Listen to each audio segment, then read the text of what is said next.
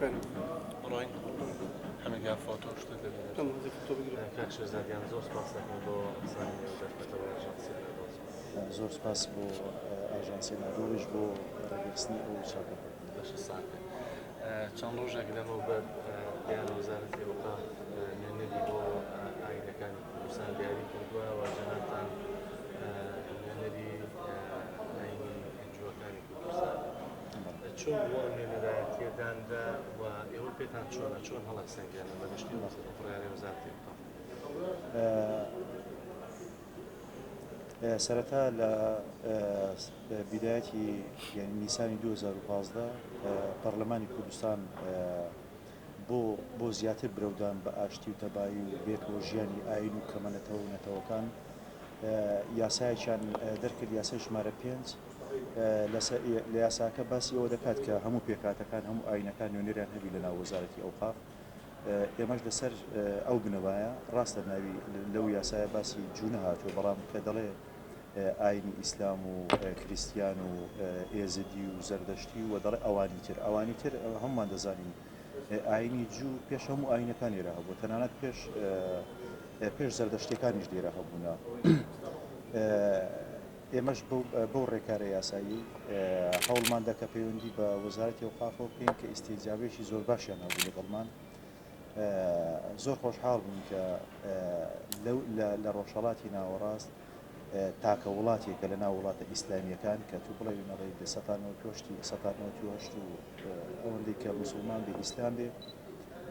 دام بە مافی نەتەوەکان بنێ هەرێمی کوردستانە هەرێمی کوردستان بۆتە پەناگەیەک بوو ئەو ئاین و ئاینزا و نەتەوە و کەمە نەتەوانە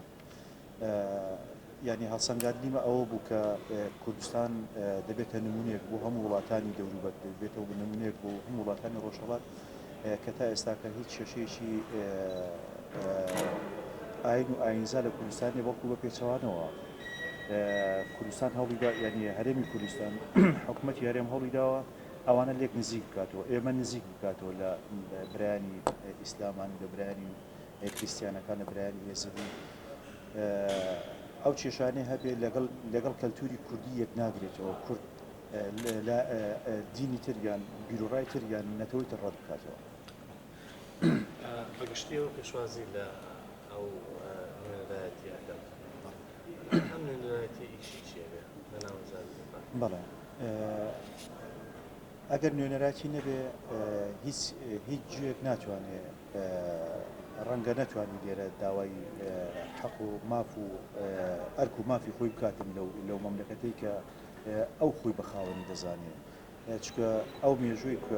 کە جووەکان لێرە دروستیان کردو و شارستانیەتی کە بنیادنا لێرە لەسەردەستی کوردی جوو مسلمان بوو لەسەردەستی کوردی ئێزدی و زەردەشتی بوو تو ئەگەر بێت و لەو چوار پایەکت لێ کردەوە ئەو وڵاتە کامل نابێت نوێنەراتی جوو لە وەزارەتی ئەوقاف تاکە ئیش و تاکە واجبی ئەوە دەبێت چۆن بتوانی داوای مافەکانی جوو بکاتن چۆن دەتوانی ئەو زەوی و زارانی کە ساڵهای ساڵ سەردەمی ڕژێمە یەک لە دۆیەکەکانی عێراقی دەستی بەسەداگیراوە ئەوانە ئێمە چۆن بتوانین جاریش داوای قەرەبوو بکەینەوە داوای قەرەبوو لە حکوومەت هێرێم بکەینەوە خەڵکێکی زۆری جوو لێرە هەیە ڕەنگە پەرستگایەک نەبێت لێرە بێت ممارەسەی ئاینەکەی خۆی بکات بەڵام لە ڕێگەی نوێنەراتێکی ئێمە دەتوانێت ئێمە پرۆژە پێشکەشی حکوومەت هێرێم بکەین بۆی پەرستگای خۆمان هەبێ بۆ ئەوەی مەراسیمی ئاینی خۆمان هەبێ بۆی بتوانین ئێمەش بەشێک بین لەو کەلتورێک کە ساڵەهای ساڵە هەمومان بەیەکەوە گاندومانتانە نوێنەراتی کوردانی جوو هەر ئەوە نییە ئێمە نوێنەری کوردی جووی هەرێم بین کوردی جوو لە هەر شوێنێک ئێمە خۆمان بە نوێنەری دەزانین ئەو شەرعێتەشمان لە ئەوانە وەرگرتووە ئێمە بەیەک دەنگ هاتووینە کە ئەو نوێنەراتی لێرە بکەینەوە پرۆژەمان زۆر دەبێت بەڵام پرۆژەشمان بە جوێرە ئیمکانیاتی حکوومەت بە جوێرە ئیمکانیاتی دارایی و سیاسی و ئەمنی و هەموو شتێکی ئەوەی کە حکوومەت ئەوەی کە یاسا لێرە ڕێ پێدەداتن ئێمە بە جوێرە ئەو ئیمکانیەتانە ئەو کاتی لە کات و ساتی خۆی ئەرک و مافەکانی خۆمان بە ینی کە مەرجعی ئێمە وەزارەتی ئەوقافە ئێمە کاتی بە وەزارەتی ئەوقاف دەڵێن کە ئێمە پێویستمان بۆ شتانەیە ئەو پرۆژەمانە ئەو پلانمانە دەمانی وا بکەین دەمانی وا بچین بەڵێ زۆر باشە ئێوە باس لەوە کردنەوەی مافی کوردی جووەکە کوردی جوو ئێستا لە کوردستان هەن بەڵێ ئەژین بەڵێ ئەوان ڕەنگە لە ترسی هەنێکشی بەڕاشناکە کێشەکە تەناترز نییە کاکێ من ینی تو بڵێ نەڕێ ناوچەکە بە کۆمەڵە گۆڕانکاری و کۆمەڵێک توندوتیژی و ئەوە تعسوباتدا تێدەپەڕی تو ێستا کە هەر شتێک بکە ئەگەر لە بەرژۆ ینی نەک لە بەر ئەگەر تۆزێک بۆنی ئەوەی لێبێ کە ئەتوو دەتێت گۆڕانکاریی گەورە بکەیت ڕەنگە زۆر ئەترافەیە سوودی لێ دەبینی و دێوەکو کارتێکی تر بەکاری دێنێ بۆیە ئێمە پێش هەموو شتێک کە ئەو نوێنەراتیەکەمان وەرگرت ئێمە کە پێشکەشی ئەو نوێنەراتیەوان کرد گوتمان ئێمە نامانوێ نە نوێنەری وڵاتێک بین لێرە و نە ئێمە نوێنەرێکی تەبشیرینە لێرە واتە ئێمە نەخەتەریات و نەت مەترسیمان بەسەر حکوومەت و بەسەر ئاینەکانی ترەوە هەیە و نە بەسەر ناوچەکەش چکە ئێمە سیاسی نین ئێمە کۆمەڵێکی ینی نوێنەرایەتێکی کەلتورین دەمانوێت ئەو مێژووی کە ساڵەهای ساڵە دزراوە جا بەناوی عروبە بێ بەناوی داگیرکاری کوردستان بێ هەوڵیان داوە ئینسانی کورد چاواشە بکەن کە بەلایەنەوە جوو دێ و درنج بێ جوو مەترسی بێ چونکە جوو بۆ ئەوان مەترسی بۆ واز ینی واشیان لە زنی ئینسانی کورد ئەوە کردووە کە جوو بۆ ئەوانیش مەترسیە جا ئێمە دەمانێت ئەو دڵنیایی ینی ئەو نوێنەراتیە بیدایەتێک سەرەتایەکە بۆ ئەو دڵنیاییە بۆ خەڵکی کورد ئێوە جوو دنیای جوو بە چاوی خۆتان بخوێنەوە بە چاوی عەرەب و تورک و فارس میخوێنەوە ڕەنگە ئەو بە شێوازێک لە شێوازەکانی خۆی هەڵی دەسەنجێنێت با چاوەشی تورکی لێ دەبێت بە چاوێکی عەرەبی سەیری دۆستایەتی نێوان کورد و جوو دەکات بەڵێ کاتە نوێنەرایەتێکی ئێوە بە کورتترین پێناسەن نە نوێنەرایەتێکی سیاسیە و نە نوێنەرایەتی وڵاتێکیشە نوێنەرایەتێکی و خۆ باس کرد کورتوریە بۆ کوردانی جوو زۆر باشە ئەتوانی پێوان بڵێ ئەو ماڵانەی ئەو کوردە جوانەی لێرە دەیان خێزانن یا سەدان خێزان ژمارەیەکە من زۆر بە ئەوەی ینی بە ئاسایی پێ دڵم کە 430 خێزان لێرە هەیە چەو خێزانانێک کە لە وڵاتی ئیسرائیل لێ ژیاون و گەڕاونەتەوە بە جۆرێک لە جۆرەکان ینی لێوێندرەکە نەیانتوانیوە درێژە بە ژیان بدەن بە هەر شێوازێک بێ گەڕاونەوە لێرە ممارەسەی ئاینی خۆیان دەکەن چە ئەو خێزانانەی کە پێیان دەگوترێ بنجوو گەلێک لەو ژمارە زیاترن بەڵام وەکو ئەو ئامارێک کە لە بەردەستی ئێمەدا بێ 430 خێزان هەیە و 320,000 کەسیش لە ئیسرائیل هەیە کوردی جوو وەکوتر لە وڵاتانی دەرەوەشەنە لە ئەمریکا و لە وڵاتانی ئەوروپی هەنا باش ئەوانەی لە ئیسرائیل دەژین ئەگەر ئەم نوێنەرایەتی ئێوە بکەوێتە سەر پێ و بتوانن هەنێک لەو مافانەی کە پێشتر زەوترا بۆ بۆیان بگەڕێنەوە باسییان لە گەڕانەوە باس لە گەڕانەوە خۆیانەکەن بۆ ئەوە دەبی لە هەنگاوی دووەم ینی ئێمە لە ئایندە دەتوانم وڵاتی پرسیارە بدەمەوە چونکە ئێستا کە هیچ شتێک لەبەر دەستدانی ئێمە سەرەتاین کە سەرەتاین ڕەنگە لە بەرنامەمان هەبێ بەڵام نەمانتوانیوە بڵێ وەکو دیکۆمنت لە بەردەستماندا بێ بڵێن ئەوە کوردانی جوودانی و بگەڕێنەوە ئەوان هەمیشە ئێرە بە وڵاتی یەکەمی خۆیان دەزانن ئەوەی کە لێرەش لەدایک نەبووە ئەوەی کە لێرەش لەدایک بووە هەمیشە کوردستان بە وڵاتی یەکەمی خۆی دەزانێت ئەو کوردانەی لەوێ ئەژین با بڵێن هیچ پەیوەندیەکیان ئەبێ لەگەڵ نوێنەرایەتێکەوە ئەوەش بۆ بەگوێرەی ئەو پرۆژانەی ئێمە تەقدیمی حکوومەتی دەکەین ئەوان دەبێ ینی هەرچی جوو هەیە لە جووی کورت هەیە لە دنیاە ئێمە نوێنەرایەتی هەر هەمووی دەکەین بەبێ جیاوازی ئەوە لە چ وڵاتێکە ئەوە لە چ وڵاتێک نییە پەیوەندیان بە ئێمەوە دەبێ لە ئایندە ڕەنگە داواکاریشان بێ ڕەنگە پرۆژەشیان هەبێ ئەوانە هەموو بۆ هەنگاوی دووەمە ئێمە هەنگاوی یەکەم ئەوە کە زۆر گرنگ بووە بەلامانەوە دامپێدانانی ئێمە بوو لە هەرێمی کوردستان نەک بڵم دانی پێنەنراوە تا ئێستا ینی هەمیشە لە ئەدەبیاتی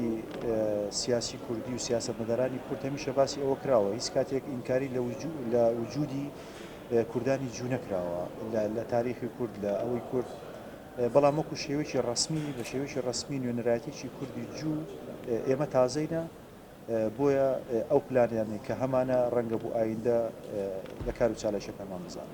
پلانانەی لە یەکەمینی ئیشەکانتانە بێت چی یەکەم بە نمونە هەوڵەدەن یەکەمینی ئیشتانەوە بێ پەرستگەیەک بۆ جووەکان نەخێر پلانی یەکەمانەوەی ئێمە چۆن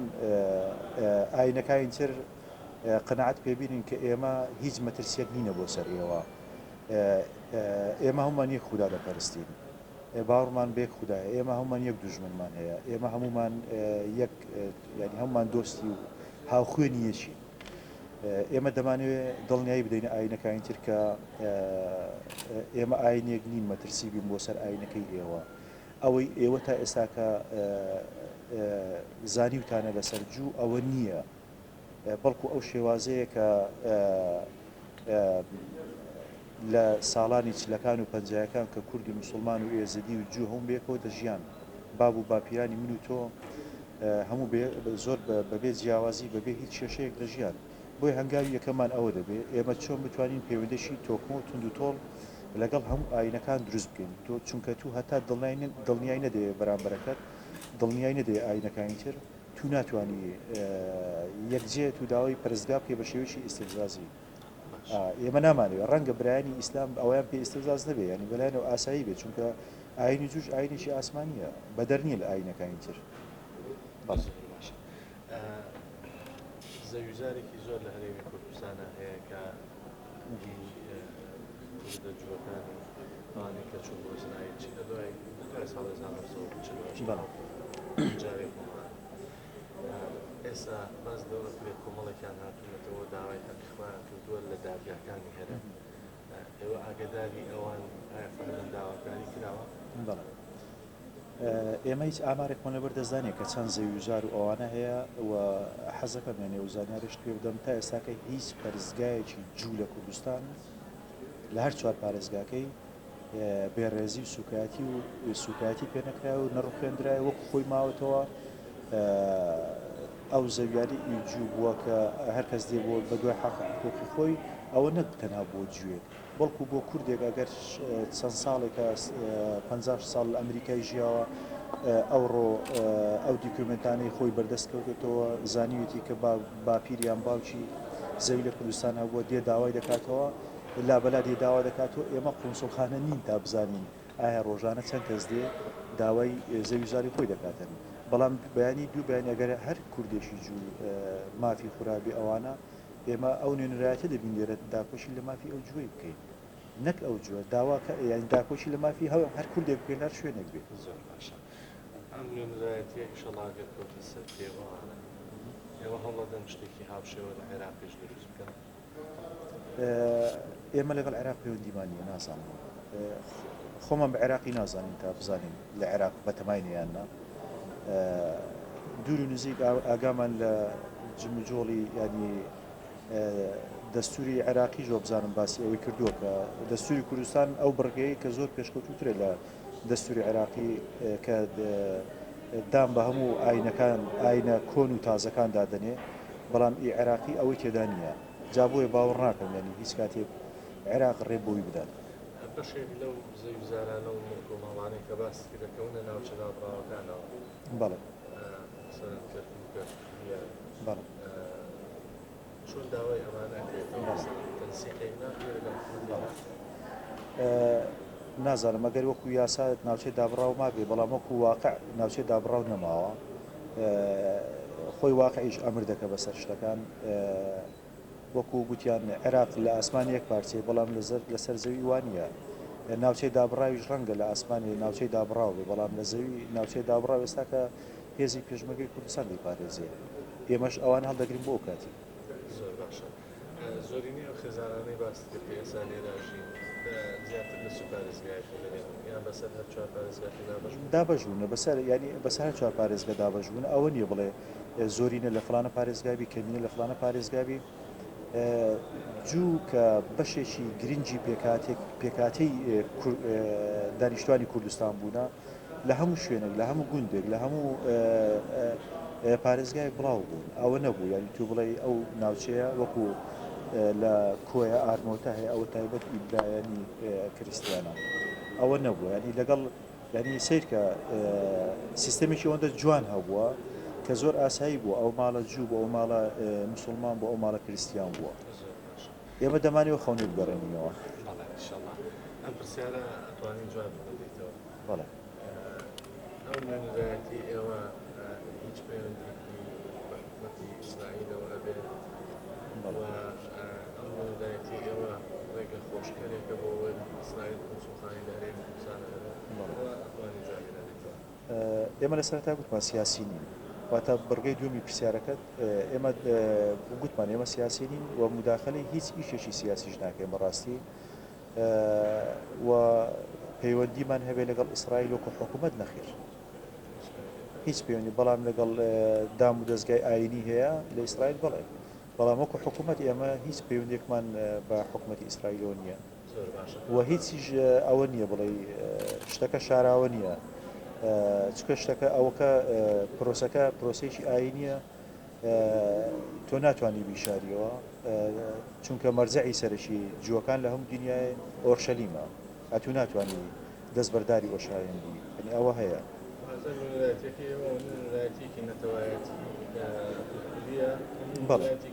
نانا ئەمە هەر خۆمان لە سیاسەکەی ئەوە کردیە بەڕاستی باز لەوە کرێت کە بەشێک لەو جوانەی کە لە هەرێمی کوردستان کاتی خۆی ژیاوە لە دوای 2023ەوە بەشێکیان هاتوونەتەوە هەرێمی کوردستان و لێرە نیشتەجێن بەڵام بەشێکیان هاتوونەتەوە عێراق لە عێراق کوژراوە دەتوانین پێمان بڵێ گە زانیاری خۆت شەخسی هەبێت هیچ شوێت ئەسڵەن لە عێراق بەگشتی لە هەرێمی کوردستان ماوە لە دوای 2023 هاتوونەتەوە هیچیان بەڵێ لەسەر عێراق باوەڕ ناکەم ئەگەر هاتبنەوەش ینی من لەو باوڕێدامە گەڕاونەتەوە بەغدا و ئەو شارانەی تر تۆ لە کاتێکدا ئەگەر لەسەر ئەوەی لەسەر ناسنامەی نەتەوەیت بکوژرێ لە عێراق یا لەسەر ناوی تەنها ناو ئەوە ناوی عومەرە ناوی عەلیە بکوژرێ زۆر ئاسایی ئەگە جوژبی بکوژرێ ئەوە ینی بوویتە لۆژیک لە عێراق تۆ ناتوانانی ینی ئەو شتانە ئینکاری لێ بکەی هەیە بووە ئەو شتانە کەسێک سەردانی ئیسرائیلی کردووە هاتووە کە سوکارەکەی کوژراوە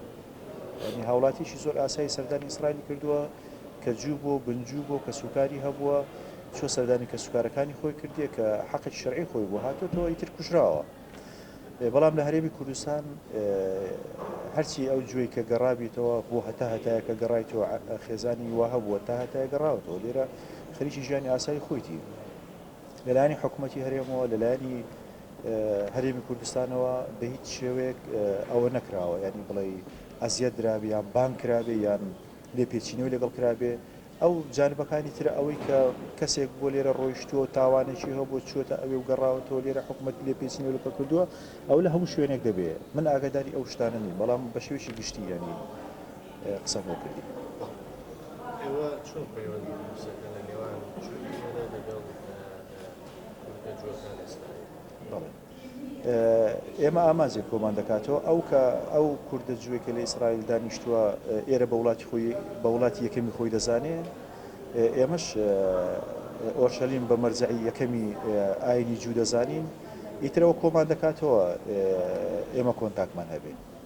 ینی ئێمەش مەجبوری ئەوێ دەبین ئەویش مەجبوری ئێرەیە لە ڕووی معنەویەوە بۆ هەرێمی کوردستان چەند بەڵێ من لە ناوەڕاستی پرسیارەکانیشەوەم باس کرد لە ناوچەکەی لە ڕۆژهەڵاتی ناوەڕاست کوردستان تاکە شوێنە کە بتوانرێت و هەموو ئاینەکانی تێدا کۆ بکەیتەوە لە وەزارەتێک ئەو وەزارەتە هەموو ئاینەکان تێدا نوێنەرایەتیان هەبێت ئەوە چەند کیلۆمەترێک لە دووری تو لەسەر ئاین سەر دەبڕدرێ لە دەوڵەتی عێراقی ئێمە دەبینی تر ئەو مافانە لە نێوان ئاینزاکان نییە ئەو حقوق و شتانە لە نێوان ئاینزاکان نییە چۆن لە ئەوەی ئاینەکان بۆیە بۆ هەرێمی کوردستان ینی ئەو پەڕی لیبرالیەتی حکوومەتی کوردیە لەو کاتە زۆر تەنگە ینی پڕ لە تەنگەژەیە کە حکوومەتی هەرێم یاسایشی وا دەربکات پەرلەمانی کوردستان یاسایشی وا دەربکات کە هەموو ئاینەکان بە ئەو پەر دیموکراتی و پارێزراوی مافیان ممارەسەی ئاینی خۆیان بکەن. بۆیە من هیوادارم ینی ئەو هەنگاوانەی کە حکوومەت بەو شێوازە دێنێت ینی هەنگاوی جددی بن بۆ بەرەو دەوڵەت بوون. ئەمە تقریبان شتێکمان نەماگەت جەنابەت شتێک حەزەکەی باسی پێیان چون خۆشە لە خزمەت بداین. من زۆر سپاسی ئاژانسی ئەنادۆڵ دەکەم بۆ چاوپێکەوتنە هیوادارم پەیامەکەی ئێمە پەیامێکی ئاشتیانە بێ ئێمە دەمانەوێت وەکو نوێنەراتی جوو لە هەرێمی کوردستان وەکو نوێنەراتی کاروباری کوردانی جوو لە هەرێمی کوردستان ئێمە دەمانوێت درێژە پێدەری ئەو کەلتورە جوانە بێکەوە ژیان و ئاشتی و لێبوردەیە بین کە تاوەکو ئێستاکە لە نێوان کوردانی مسلمان لە نێوان کوردانی یەزیدی لە نێوان برا کریستیانەکان درێژەی پێدراوە. دەمانوێت ئێمەش بەشێک بین لە بنیادنانی ئەو شارستانێتە جوانەی کە کورد هەزاران ساڵە خەریشێتی قوربانی لە بۆ داوە. دیسانەکە من زۆر سوپاسان دەکەم دەمەوێت لە ڕێگەی کەناڵەکەی ئێوەشەوە وەکو پەیامێک وەکو ڕوونکردنەوەک ئێمە وەکو نوێنەرایەتی کاروباری کوردانی جوو هیچ ناونیشانێکمان لە حاڵی حاضردا لە سوسیال میدیا لە ئینتەرنێت لە هیچ شوێنێک نییە تاکە ناونیشانمان ئەوەیە کە ئێمە لە وەزارەتی ئەوقافین و زۆر سوپاسیش بۆ تۆ کاکێنە. سپاس.